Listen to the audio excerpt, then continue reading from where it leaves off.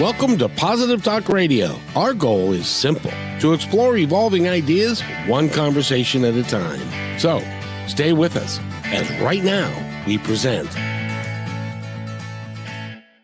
We have got a tremendous author and program for you today.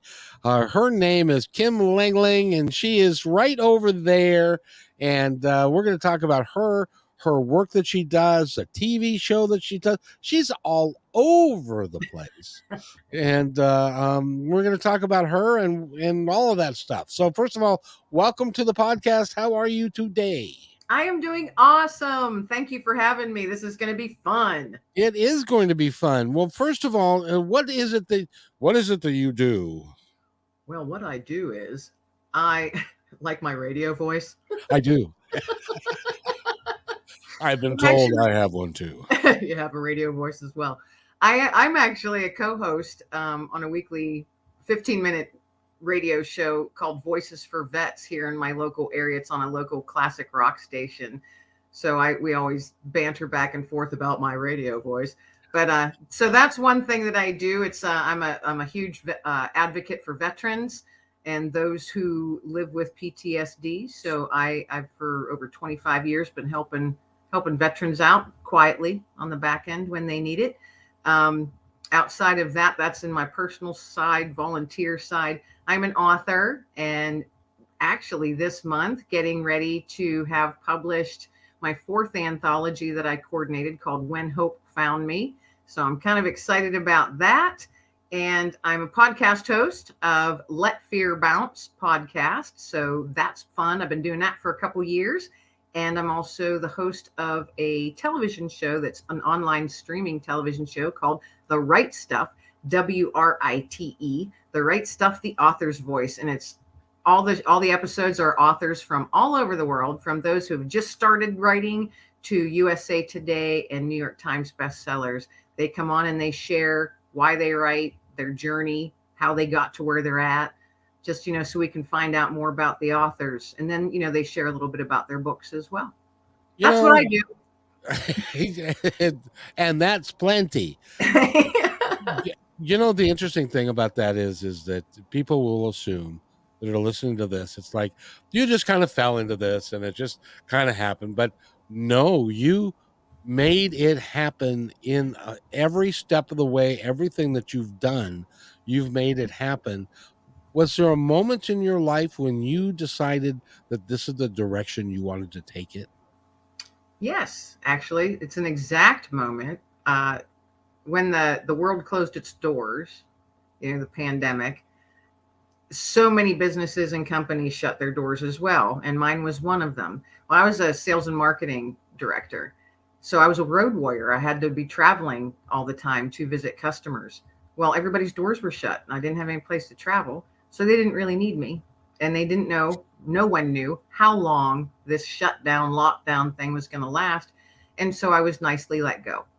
And there's no hard feelings or anything. And I saw it coming and we had a long talk about it, but I lost my job. And I was at a point in my life, the next day, I'm sitting on the edge of my bed when I woke up and I'm like, all right, Kim, 24 hours to be angry.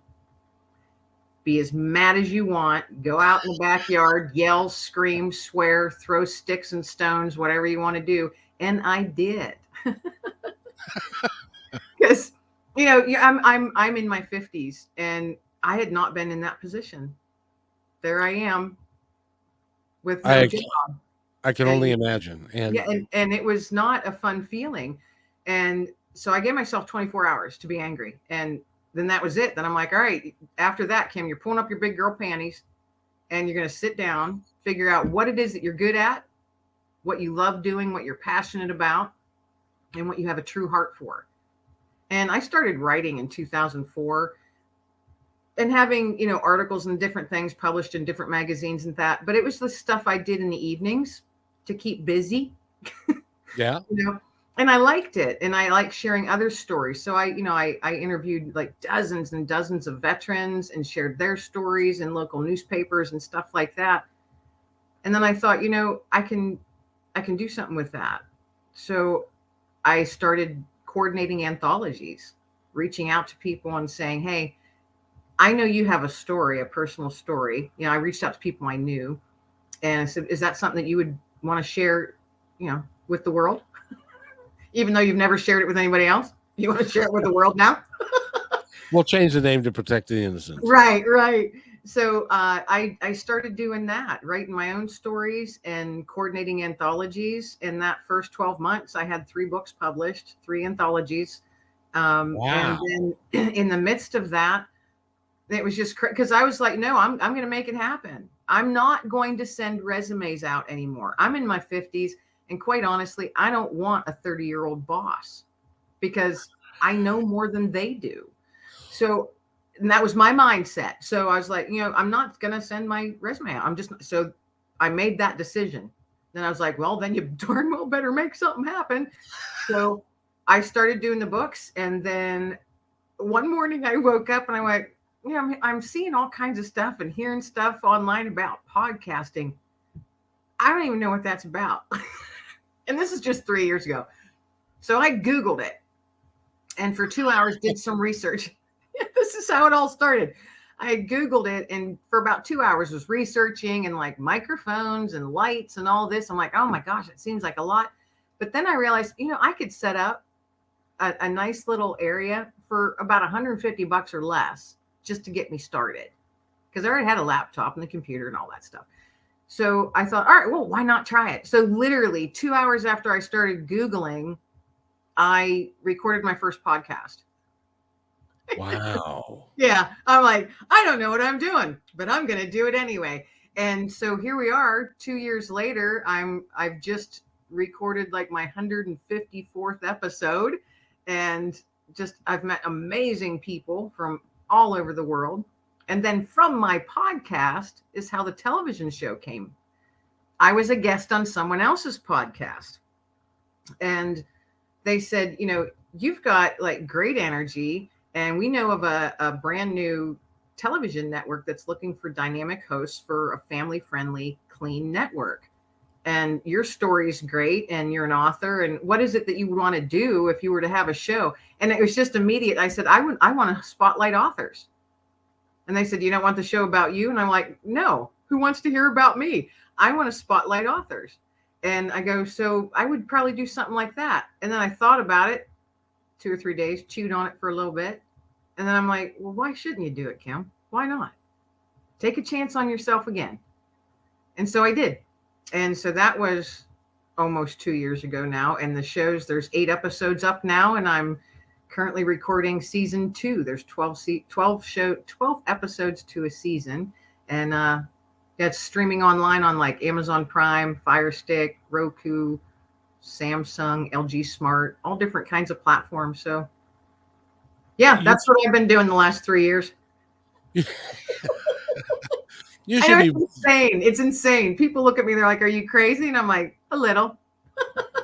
well. What did your friends and family say? Was it well? First of all, before I go there, I want to ask you this because there are people out there.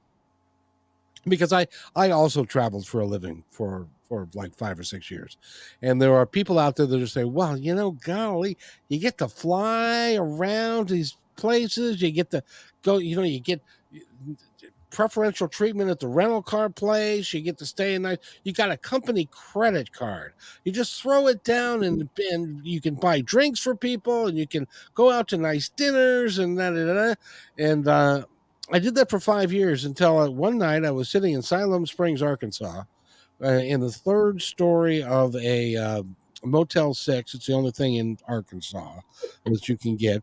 And getting room service from McDonald's, watching CNN on a Tuesday night. And I'm going, nope, there's got to be a better way to live than this. And, you know, people don't realize that when you travel, what it is hotel rooms, hotel conference rooms, airports, airplanes, rental cars. You don't have time. And your days are like 16, 17-hour days. Yes. You don't have time to go do anything fun. No, you don't. And Pardon me.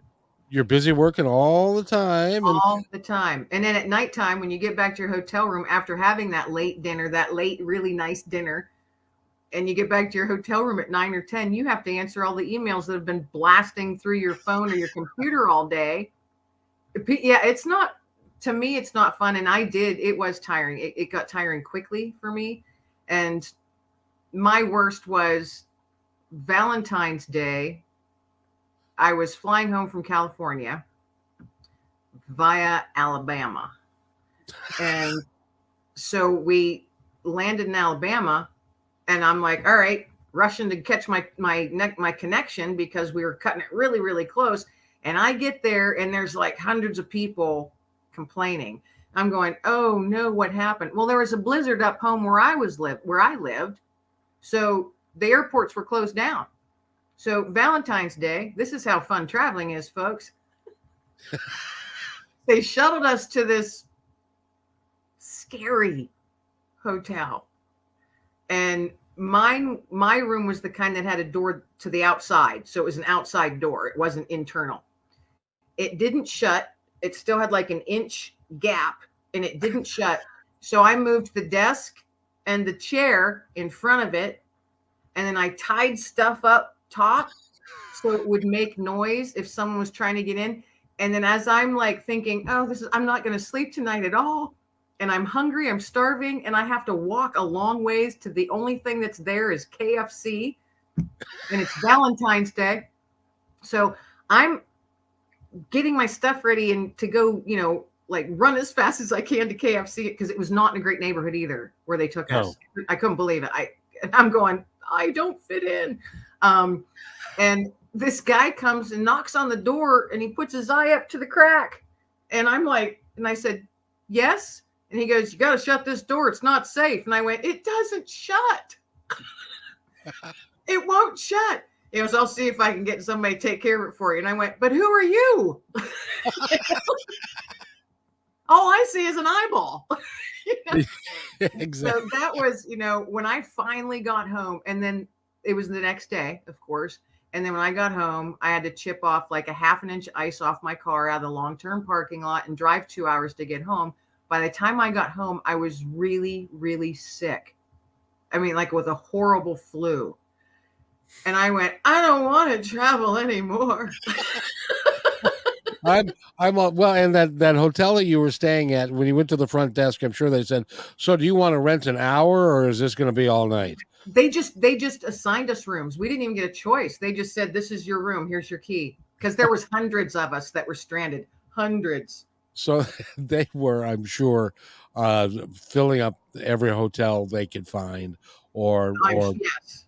Now the best one, I was flying home from Birmingham, England, and something caught on fire in the plane. And I'm sitting there going, we'd only been flying for about a half hour. And I went, it feels like we're turning. And I look at the person beside me, they're like, no, we're not turning. I'm like, oh, we're tilted. We're turning. And I went, I smell smoke. And then all the lights went out. All the electric went out. And I'm going, oh gosh. And then the captain of the plane, the pilot comes on, says, we're experiencing some electrical difficulties. So we are being rerouted to Shannon, Ireland. Well, I had never been to Ireland before. And I'm like, all right, we're on fire and we have no electric, and I'm going to Ireland. Won't that be fun? You didn't get a chance to do anything, but we were there for a day and a half. And our hotel, we had a really, really nice hotel. The people were wonderful to us. They treated us really, really well. And we had the chance to go out and wander around the countryside where we were at. And there was a castle, like right across this beautiful rolling green hill. And I'm like, well, if this is the place I needed to land if I was stuck in Ireland. So I can say I've been to Ireland now. Do you have any idea who lived in the castle, or what the history of it was? No, because we didn't get to. It was a long walk. Oh, it was rolling hills of Ireland. You kind of look and you're like, oh, that looks pretty close. And then you walk for 45 minutes and we're like, it's not as close as we thought. It's still the same, looks the same as it did 45 minutes ago. Yeah.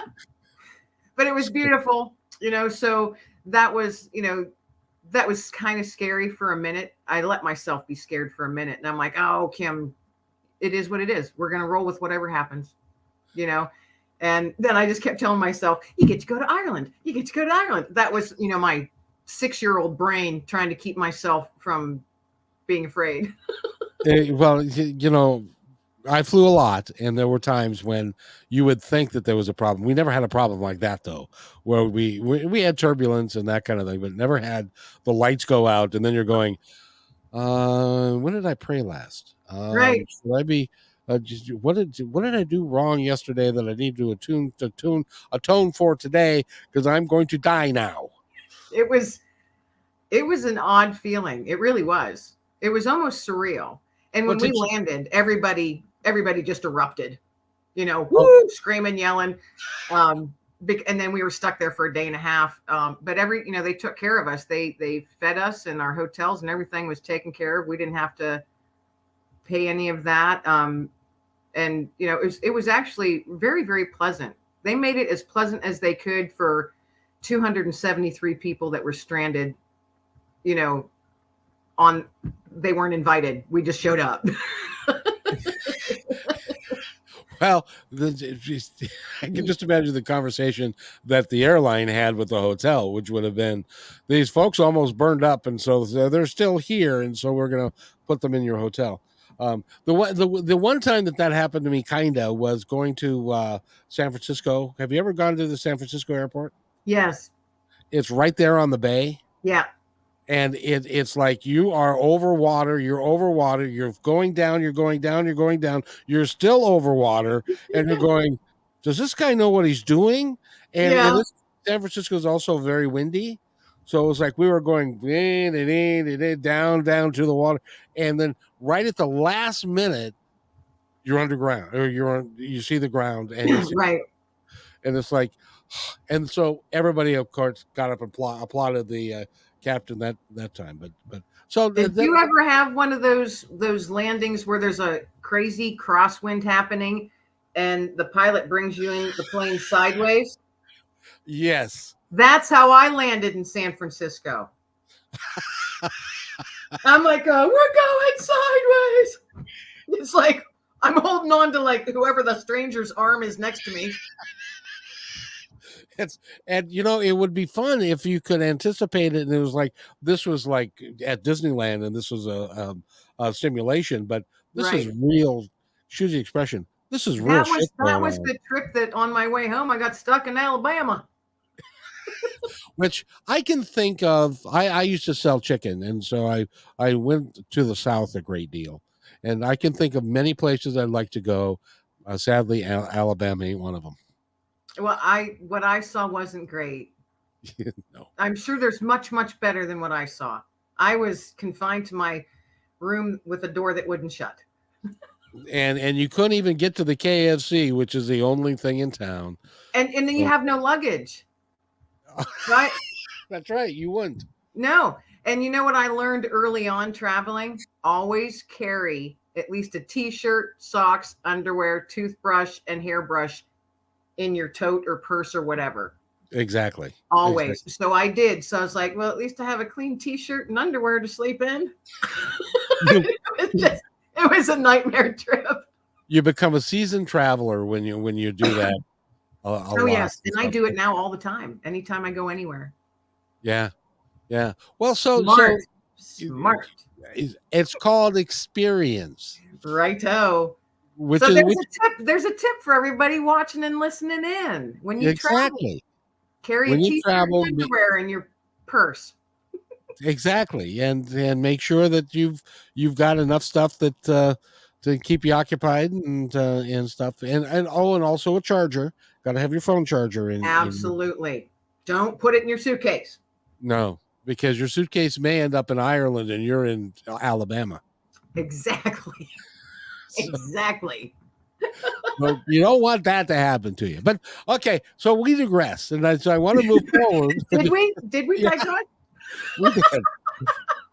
We went all the way back to the traveling days, and there are tons of stories about.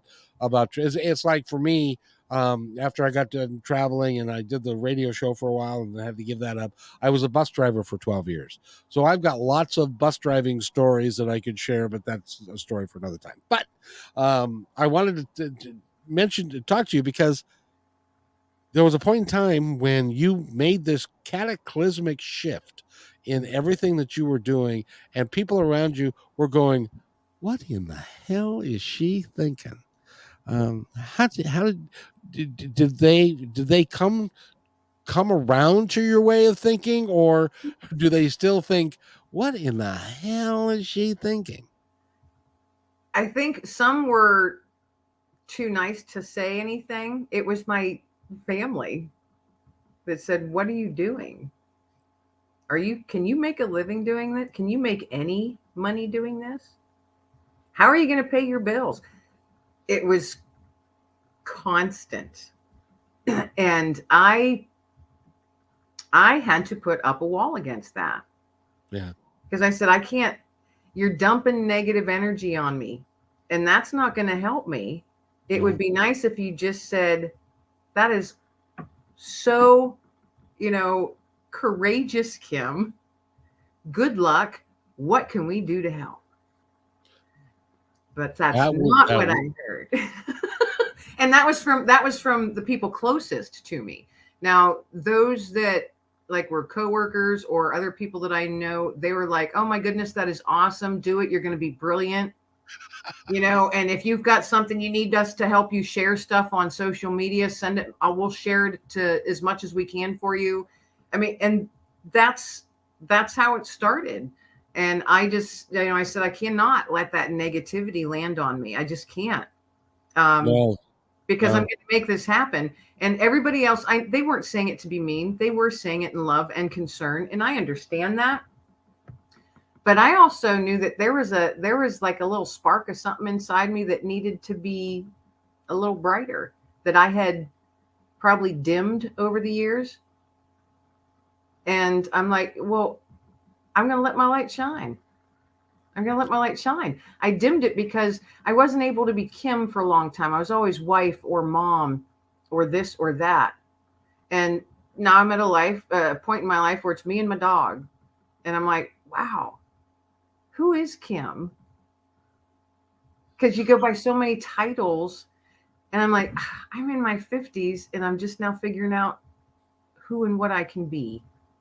And you know what? I'm enjoying the journey. Isn't it a marvelous time and a place to be? And it's like I had the same experience. When I started Positive Talk Radio in 2003, my friends and family were like, "Have you lost your mind? Are you nuts? Can you make any money at this?" And so I would even do the, pencil it out and say, I can sell this advertising. This is what I can get. And da, da, da, da. It happened that way, but that's what I thought. Yeah. And, but I had one guy. I went to a dinner for where I used to work, which was U.S. Food Service had a dinner, and the procurement manager had too much to drink, and he came up to me and he was saying, "You're doing such a wonderful thing. I wish I had the balls to do that, but I just don't." And so people that didn't know you thought you're following your passion. You're doing what you should do. They wouldn't do it themselves, but they're living vicariously through you. And so congratulations. And you should feel really good about who you are and what you're doing, because you're making a difference in the world at the same time. And that was the other thing. I knew that whatever it is that I did, I wanted it to have a positive impact wherever it landed, if that makes sense. No, I don't know what you're talking about. I have no earthly idea. What do you mean positive stuff? And who wants to do positive stuff anyway? Who does positive stuff and even puts positive in like the titles of their shows? I don't know. I can't even imagine why somebody would do such a thing. I don't know. But that, and that was kind of like the driving thing. I was like, you know what? I'm not going to let them drag me down. They have more fear than I do. Just let me do my thing. Yeah. Will I make a lot of money? I don't know. And there were times it was like, wow, I don't really know if I'm going to be able to pay my bills this month, and that first 12 to 16 months, that was not easy. Nope. None of what I do, it might look like I do a lot and ooh, wow, that's amazing, that's cool. But holy Toledo, folks, it's a lot of work. And it's much, much more than a 40-hour week job. But I if you thought, love what you're doing, yeah, because I do it all myself. I've not reached that point where I can pay someone to help me like a virtual assistant or anything like that. When I get to that point, oh my God, I am going to do a happy dance in my backyard with my dog when I reach that point. And I'm slowly creeping there. And I'm like, you know what? This is going at the pace it's meant to go. I'm not going to force it or push it because all that does is put stress on me and I don't need it. So if I'm going at a turtle pace, I'm going at a turtle pace, but I'm still going forward. So to me, that's a win. exactly. And by the way, we need to talk before we leave today, because I may have I have a name for you that may help with virtual assistants and stuff. But we'll talk about that. But what you're doing and what I'm doing, and honestly, when I was doing Positive Talk Radio the first time in 2003, it was self-funded as well, and I spent probably $75,000 of my own money and lost it all. And of course, that's when that's where the wife went, and she went down the same. Anyway, never mind about that. But but it was, I felt driven to do it, and I still feel driven to do it, and I can do it now. Things have totally changed, and the universe. I don't know how you feel about the universe, but for me, it is lined up so that I can do this because this is what is required of me, in my opinion.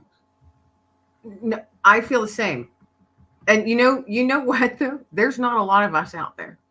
Not yet. Hopefully, there'll be more. I'm thinking there's more, but I've not met a whole lot.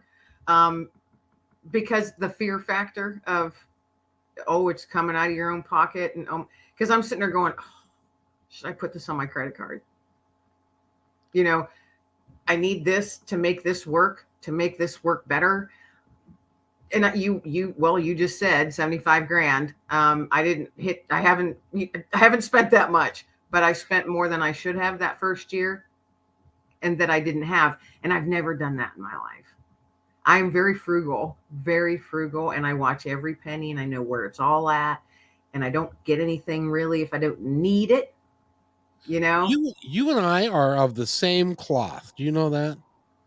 I've got a pair of shoes that I bought 3 months ago. It's still in the box, in the bag that it was delivered by Amazon, because I'm wearing the old pair of the same style because they haven't totally worn out yet. Well, and sometimes you have to do that because by the time they do wear out, your favorite shoes, they're going to be discontinued or something. Exactly. You have to think ahead on things like that sometimes. See, we're smart. See how smart we are? Exactly. And we know what we're doing. We know, yes. We know what we're doing. So, well, there's that thing. There's that thing about trust.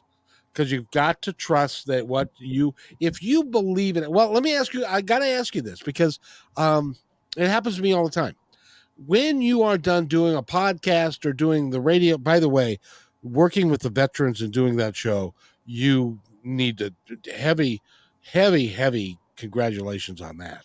Because that really, that needs to be done, and all the things you're doing and the writing that you're doing and the TV show, it's really is cool. But when you get done with a podcast, do you feel, oh, I'm tired, or do you feel uplifted? It depends on what the topics were, to be honest. Usually I'm amped up afterwards. I'm still amped up for a good hour afterwards. But I've had a few guests that just, their stories literally just tore my heart apart. Yeah. And just tore my heart apart. And when that would get done, we'd be done, and we always chit chat afterwards, so it's like another 20 minutes to a half hour afterwards. We're just chit chatting off mic. And there were a few times where I literally just, I shut my computer down and just said, I have to grab the dog and go for a walk. And I was just done mentally and, emotionally. But typically I'm kind of amped up. I'll get everything ready, like downloaded and all of this stuff and everything ready with the promo slides and all that, and working on, like the show notes. And I try and do that. And then I go back at it the next day or whenever it is that I can to really, fine tune everything. But I'm usually pretty amped up about it. But there's more and more of that lately, more people coming on, and our conversations just kind of, often my guests will say, wow, I had not anticipated talking about that with you. And, wow, didn't expect it to go this direction. And that's why I say, well, that's why I like how we just kind of free flow, because I'm getting to know you. I don't want to know your title. I don't care about your title. What that title might be. If, you're a doctor or you have a PhD. I know how I say it is, I say, you may have a lot of letters after your name, but that's not what I want to know about. I want to know about you, your name, not the letters after your name. Exactly. And even when you're interviewing famous people, like I've had the opportunity to interview like Neil Donald Walsh and Gary Zukav and John Edward, the psychic, and those folks. They're just people. Right. And you just want to find out about, and I pride myself on asking questions that no one has ever asked them. I do the same thing, and they just come to you. Yeah. Well, and they'll be like, where did you come up with that question? I'm like, it's been floating around in the corner over there, and it finally came. When I was doing the show originally, and I didn't know anything, and I was just learning as I was going, and I had an assistant that she said, the strangest thing happens. And I said, what do you mean? She said, you'll be interviewing somebody, and a question will come into my head, and then it'll come out of your mouth. How does that happen? And I said, I don't know. It just comes to me, and it just comes to me. So I asked the question, because and she said that's weird. That's uncanny, because that happened. She said it happened all the time, and you do the same thing. Yeah. And I didn't realize it until people started saying, after we'd be done, they're like, holy cow, I can't believe I just cried. And these are like men. I cannot believe that I just broke down crying, and I had never anticipated sharing what I did.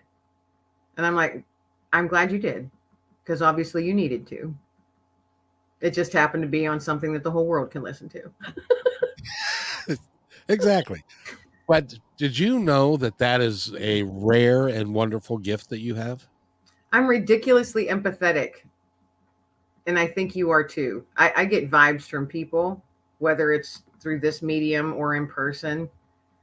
And you can catch, at least I do. I catch that every once in a while. I could physically feel it.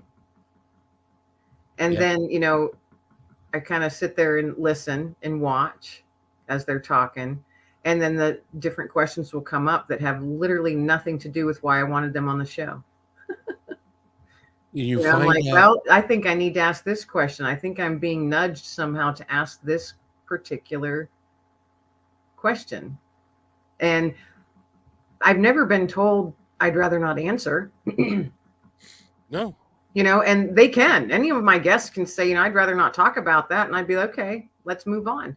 But I've never had anybody say that. They've literally some of them have just poured their heart out. And you realize as they're talking, they probably haven't ever done this. And they're releasing something that they've been holding on to for so long, and they didn't realize just what a negative anchor it was and how it was weighing them down. And emails I would get afterwards say, wow, I was kind of embarrassed, but I feel so much better. And I just sit there and I'm like, oh, okay. I'll start crying reading these emails that I get from some of my guests. I'll be like, oh my gosh, okay, I did the right thing. It's ridiculous. I mean, I get really invested when I have a guest on and they're sharing their heart. That's hard. That's a courageous thing to do. And I am over and over again humbled by what my guests share because they feel safe enough to share it with me. That's humbling. Truly, truly humbling. But it's also a rare gift that you have, because a lot of hosts. I've talked to a lot of people that do that are on a lot of podcasts, and they say, well, a lot of them will have scripted answers and scripted questions, and they'll just read off the list, and they're not really listening to what you're saying. They Mhm. just want to get through the list and stuff, and so it becomes a completely different thing than if you're having a conversation Oh, and you're yeah. I don't. Well, you don't do lists either, do you? oh, No. oh I Well, can't. obviously not because we talked for how long about our travel. And I didn't even know before we got on here. I had no idea that you were traveling as well. See, that's what makes this kind of doing it this way fun. It does indeed. It does indeed. And I find out more about people and their hopes, their dreams, their desires, where they come from than any other way. I can't do it any other way. Yeah. And I've been told I should, this according to this manual here. Let me show you this manual. It says over here that you're supposed to see, it says right here, you're supposed to have scripted questions so that people can, so that you have everything prepared and stuff. It's like, phooey, I'm not going to do that. I can't. And it said, then you're never going to be successful. Well, okay, then I'll, but I can't do it that way. Right. Um, Me either. Because you know and what that is, and I've had people tell me that too. Well, I've got this great book that you can, read, Kim, and it tells you just how to do a podcast. And I'm like, do you have a podcast? Oh, well, no, I've been a guest many times. Oh, so you've never done one yourself? Well, no, I've been a guest. Okay. I don't need your book. Thank you. Thank you for thinking of me, but I don't need it because to me, you know what that is? That's like having a boss again, yes, a boss telling you what to do. yes, indeed. And you Maybe can't, that's the wrong mindset, but that's how I look at that. And I agree with you. Yeah. I don't want script. I don't want a list of 10 questions that I should ask because it would distract me. Because I'd be like, oh, we're running out of time and I haven't even gotten to question 6 yet. So I would be right. distracted and you wouldn't even be able to truly listen. And if you're a good host or a good friend, good spouse, whatever, you have to learn the fine art of listening. And It, many people don't have it. it is a fine art indeed. Indeed, because if you aren't listening, I was a sales manager, and I had 12 guys and gals working for me, and it always bothered me that, and occasionally I'd go with them into a cold call. Cold calls are hard to do. Yes, they Uh, are, but I loved it. well, see, you and I are kind of odd that way, but for a lot of fun, and so it's stressful to do a cold call, and you're trying to get across to the guy why they should buy from you and what you've got and so forth. And so there would be many times we'd be talking with the owner or the buyer, and he would say something, and the salesman that was conducting the cold call, it would go right over their head because they weren't paying attention. They weren't listening to what the man said or the woman said. So because they were formulating in their mind what their response was going to be to what they thought he said, and so they end up, then they regurgitate the same old shit again that they did on the last cold call, and they're not listening to the guy and or the gal, and so it fails. Inevitably it fails because Yeah. they're not listening. Podcasters who don't listen to a guest and are able and not able to pivot based upon the direction that the guest wants to go will not succeed, and it won't be very good. That's my opinion. No, I agree. And I agree wholeheartedly with it won't be very good. I've listened to a few episodes of other folks, and you're like, wow, that just sounds so canned. And even the guest was stiff in their delivery. of their answers to the questions. And And I'm you like, know well, what? they don't feel comfortable. That's why. You're right. Yeah. So that's why I tell people, I'm like, I do audio only when I drop an episode, it's audio only, but we're going to record so we can see each other. Come as you are. That's what I tell all my guests. Come as you are, grab your favorite cup of coffee or whatever it is. If the dog barks, the baby cries, you have to sneeze, fart, whatever, just do it.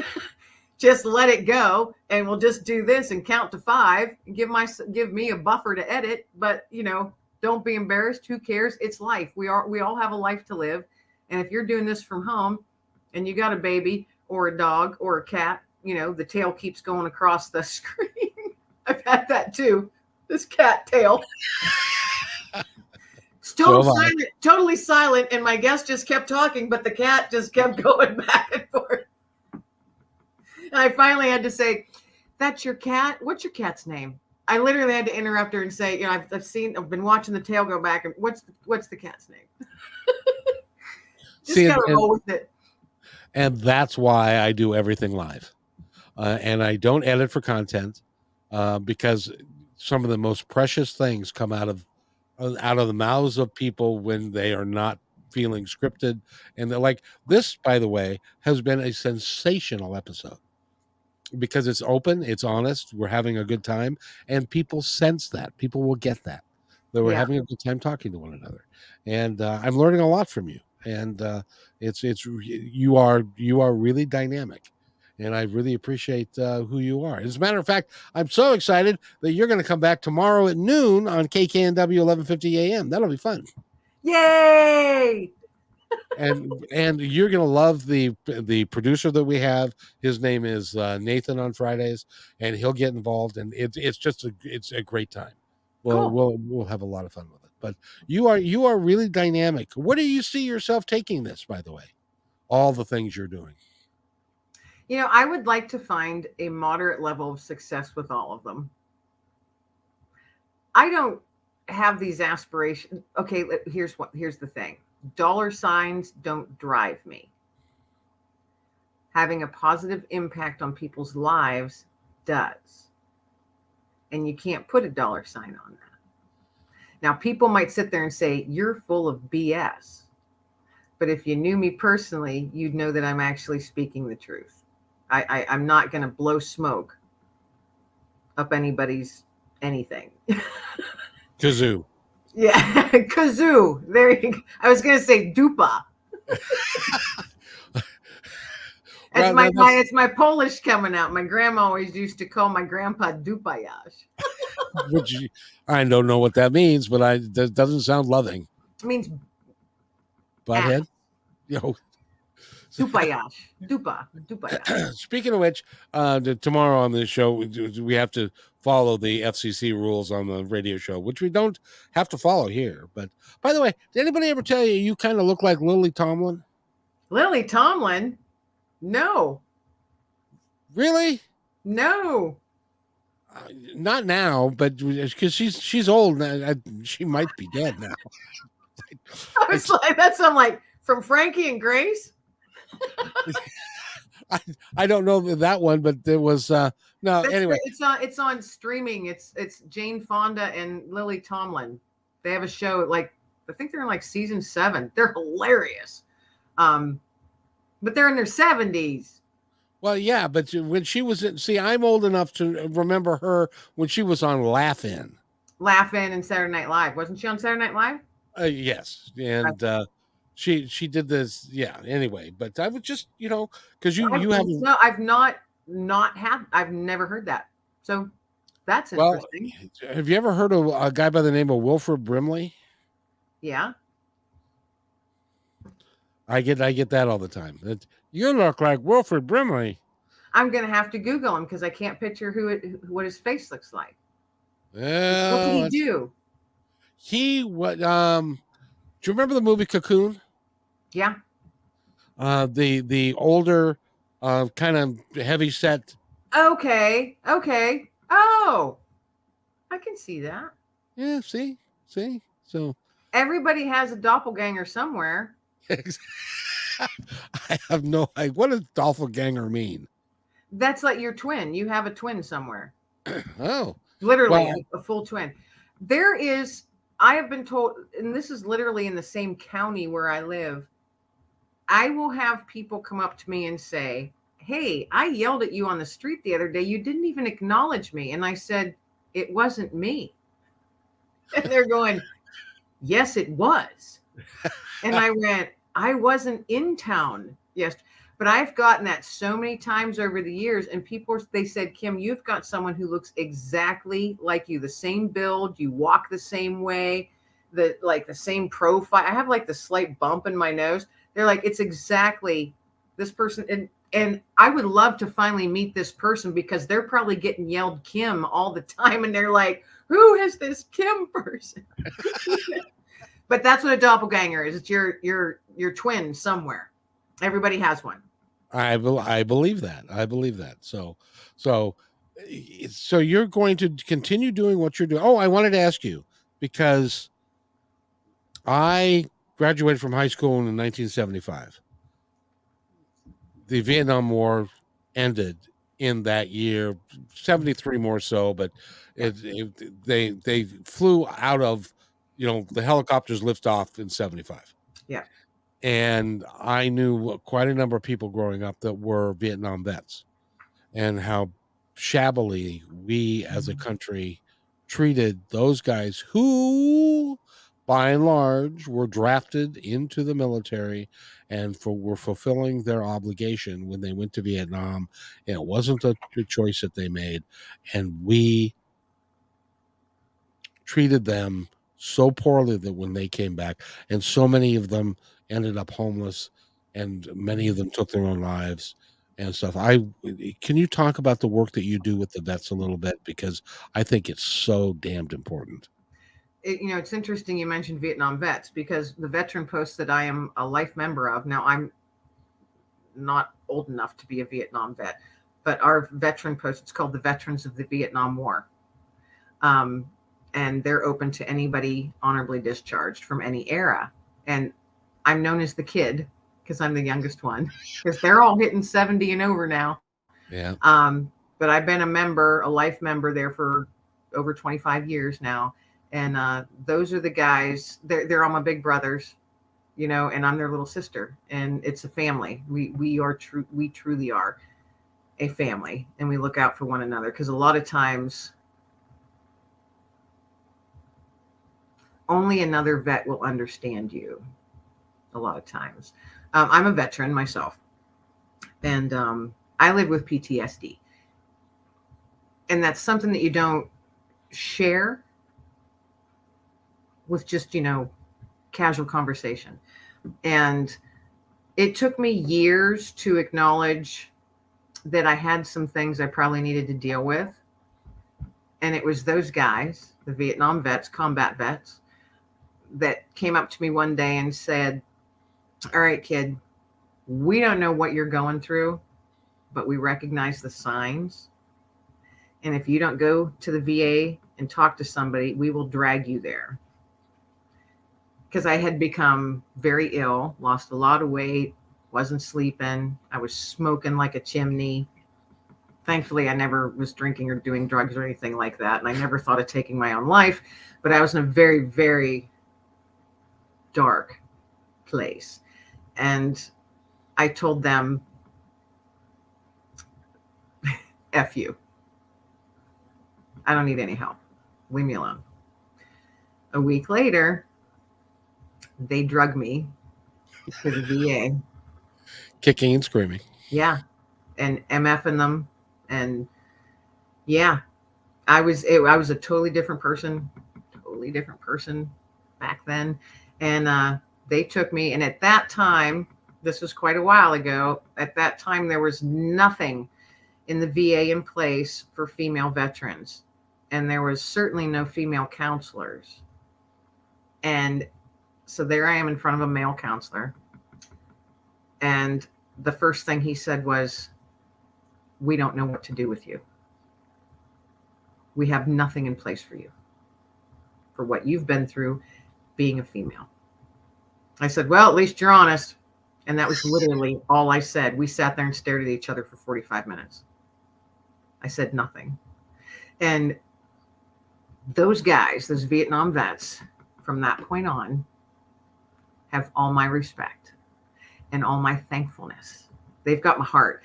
And I have had their six for years, and they've had my six for years in many, many ups and downs in our lives. Many. And from that, gosh,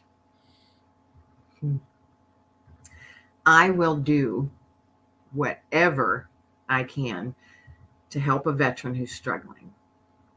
Whether it's giving them my last $10, whether it's getting them some clothes because they're homeless or soon to be homeless, they're living in their car, they're sick, they might need counseling, they need something, or they're just afraid because of what's going on in here. It's scary. And sometimes it's only another veteran who will get it, who will understand that darkness, because that darkness is scary. It's very hard to face your own demons. It's very hard. And when you have another veteran share, that is so humbling and so courageous on their part, but what a huge blessing. Because I'm like, oh my goodness. Now I know how to help them. Now I know what I can possibly do. And I wouldn't change I'm going to start crying. I would not change how many tears I've shed, how many hugs I've had from smelly, stinky homeless men. I wouldn't change any of that, because everybody that I've tried, along with so many people, the men and women in my post, you see these people now thriving, and they had nothing. They were living in their car. One gentleman was living in a shack with a dirt floor. Oh, a shack with a dirt floor. And we're like, not on our watch, soldier. Not on our watch. So I will not stop doing what I do for veterans. And I won't stop sharing their stories, because they need to be heard. And hopefully, by God, lessons will be learned from it.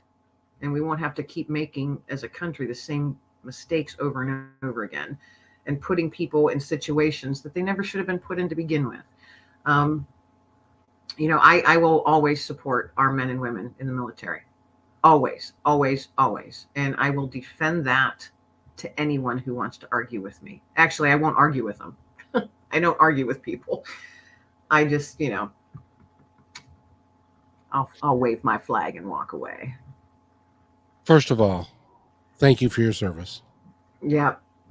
I'm sorry that what happened to you happened to you.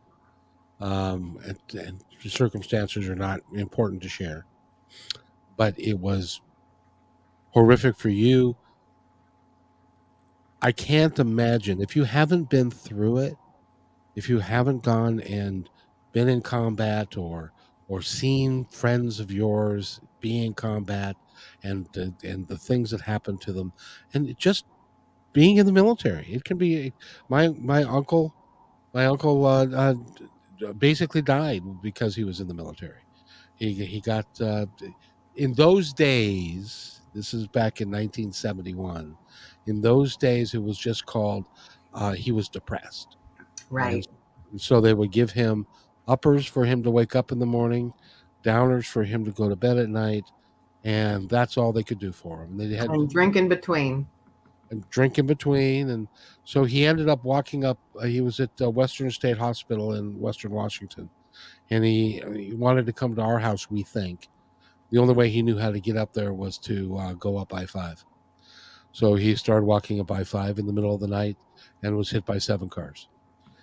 They think. And he obviously passed away. Yeah. And it was because of his service in the military. And he was there in the 60s.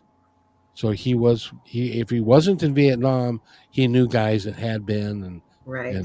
and all of that. But it's still happening today, Yes, because it is.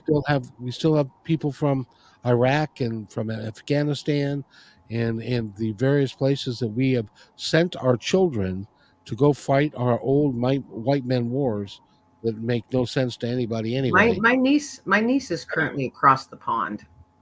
So is my son. Yeah. My son's in the Air Force and in London Well, currently. my niece is in the Army and she's at an undisclosed location. That, So we're always happy when we hear from her. and that means she's in harm's way somewhere. Undisclosed location. Yeah. Yeah. People can read between the lines. I've gotten really good at it. And you know what? I didn't anticipate that this conversation was going to go there and go where it's gone. And my heart, number one, goes out to you. I'm so impressed with the human being that you are, and the feelings that you have for people. It's just you're a stud. You're a studette. and That's a and, new one. and I'm a Lily Tomlin lookalike studette. exactly. And you're funny, and you're engaging, and you've got great energy, and you care. And I will do everything that I can do now or in the future to support you and your work. Oh, thank you. I appreciate that. And So it's been an absolute pleasure to be on your show. I mean, I love meeting people of like mind and with the same kind of heart. So I thank you for your heart as well. it has been, well, we're going to have more fun tomorrow. That'll be great. And in my world, in my life, things happen for a reason. Everything happens for a reason. There's a reason why the gal canceled for yet tomorrow's show. It's because it cleared the way for you to be on the show tomorrow, because there's somebody in Seattle who's going to be driving at lunchtime, and they're going to listen to that show that we're going to do, and it's going to help them. Yes. And isn't that amazing? That's all there is. Yeah. That we're given the opportunity to do that. Now, for me, I'm a Christian, so I feel that God's, whenever I say nudging, that's God, the big guy nudging me. Yeah. He's opening up those doors, and it's very cool to see how he works sometimes. I grew up Lutheran. I've got more of a spiritual Eastern bent to me, but it doesn't matter because it's the same in my mind. It's the exact same thing. Yes, that's And the feeling. I do not need to put any labels on it, Right? because it is what just happens, and it comes from inside you. It comes from inside your heart. And so, if anybody gets anything from this podcast today, I hope that they will get this: follow your heart. Do what your heart tells you is the best thing for you, for your family, and follow through and do it. And follow your passion. I agree. I knew you would. We could make a song. We could, as a matter of fact. We could make a song about follow your passion in your heart. There probably is. There might be a song like that, but it wouldn't be like ours. So, did you ever see Braveheart, the movie? No, I actually couldn't bring myself to watch it. Sometimes I can't watch shows like that because they rip me apart. I get it. And it's one of my favorite movies because of it's done really well. But there's a scene in it where William Wallace's father and his brother go to fight the British, and they die in it, and they bring the bodies back to the house, and they are dressing the bodies and getting ready for a burial, and William Wallace is sitting there, and he's kind of daydreaming, and his father, who's dead at this point, turns his head, looks at him. It's kind of like a dream state thinking, looks at him and says, "Your heart is free. Have the courage to follow it." And that is like my mantra. Your heart is free. Have the courage to follow it. Wow, that's deep. We could make a really good song. We could, and I know people that know how to write music too. Yeah, I was going to say I can sing, but I can't write music. Well, I actually had a guy that his name is Tommy Tika, and he wrote a song for me Oh, for how my show. cool! Yeah, Do you and have a so jingle for your shows? Do you have a like a? Did you write a song like a jingle for your shows? what he had. I asked him if he had a song that I could use in the course of my show, um, and he said, "I think I've got one that may work." And so, but he hadn't finished it yet, and so in this one,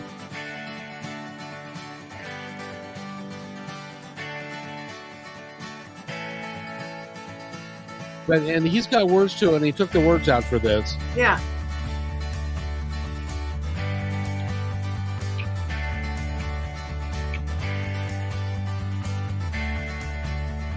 I like it. Well, I can hear other things in my head jumping in there. yeah, and we just so this There is you the go. upbeat Come part, on. yeah.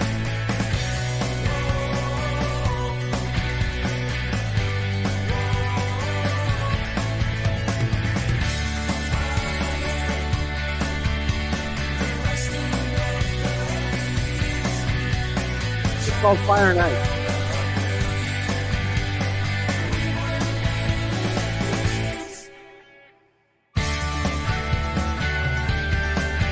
This is my favorite part.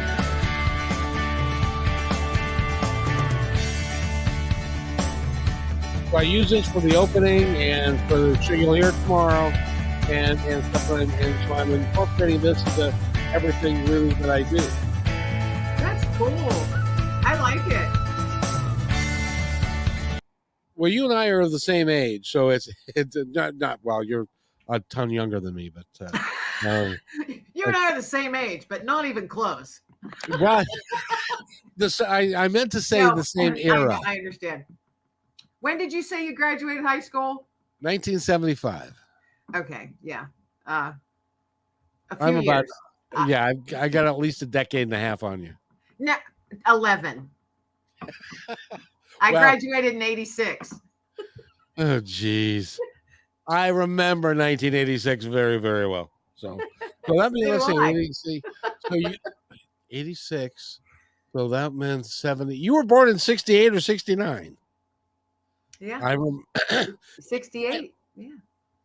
and you missed out on the Beatles. You missed out on the JFK assassin. That's not much to miss But out. the Beatles, my parents listened to, so I grew up listening to the Beatles and the Mamas and the Papas and the Kingston Trio Oh, I like your parents already. and all of that. So that's what I grew up listening to.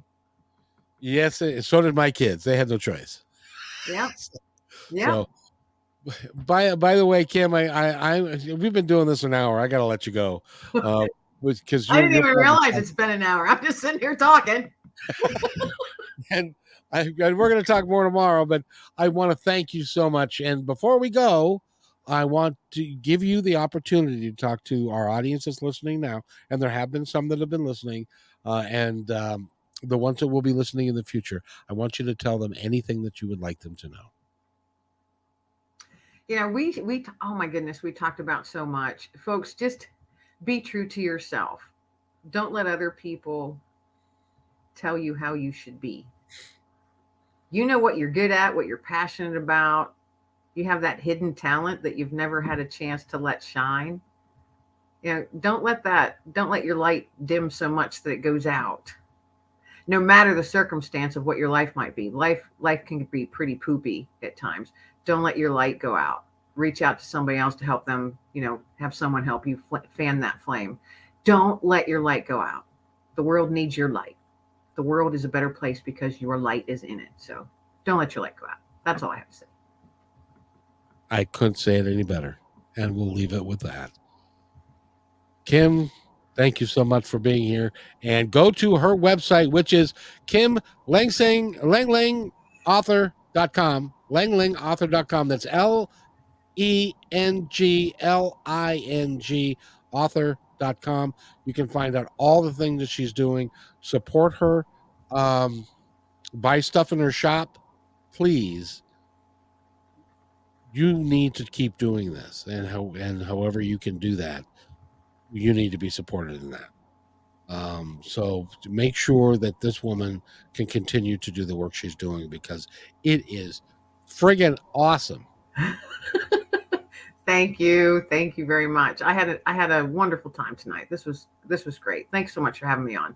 I was going to say another word entirely, but I decided I'd keep it clean. But you're friggin' awesome. You too. It's the Mutual Admiration Society right now. Well, but I just got to tell you, and then I'm going to let you go. It's not very often I get to talk to somebody who is just like me, only different. Never mind. So, I'm female. Exactly. I'm a female version. And I used to be a male, but that's a story for another time. So anyway, so thank you so much, and stay right where you are. I'll be right back. All right. Hey, thanks for enjoying this episode all the way to the end. Please give us a like and subscribe to this channel. This has been a production of PositiveTalkRadio.net. Please visit our website, oddly named PositiveTalkRadio.net, for more details about us and our mission, which is to provide great positive programming designed to inspire us all. I'm Kevin McDonald, and I'm proud of these shows, and I truly hope that you'll like them and share them with friends and family. So on behalf of our entire team, remember, be kind to one another, because each other's all we got.